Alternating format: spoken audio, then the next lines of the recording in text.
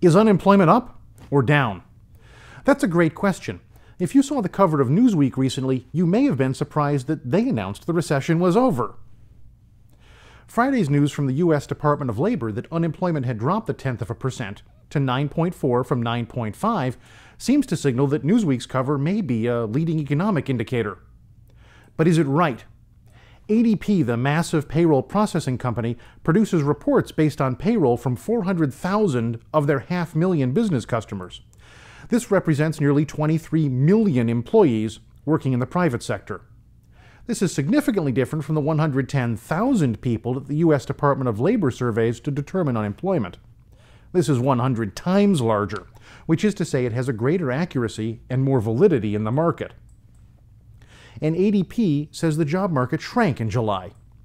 They ran more than 350,000 fewer paychecks each week. How can the ADP jobs report match to a lower unemployment rate?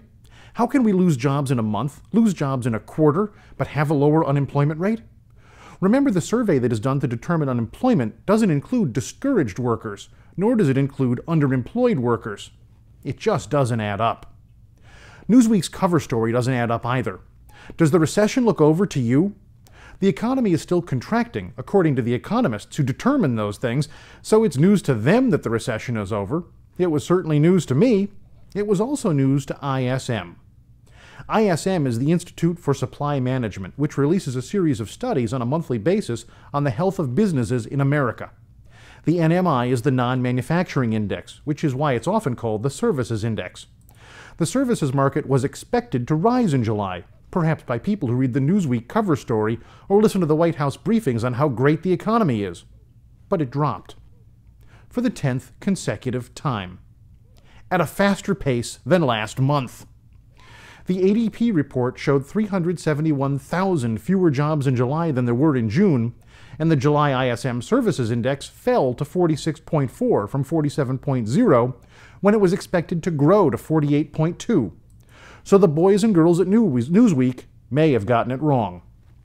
When news magazines start looking like leading economic indicators instead of places that report the news, they're nothing more than cheerleading rags for the current administration. So services are down and the job market is smaller, according to two different industry experts. Unemployment is also down. Maybe we should look to our immigration numbers. Are people leaving the country? Nah, because everywhere else in the world, if you're an illegal immigrant, you get put in jail. Here, we give you health insurance. Tell truth to power. Hear the real story.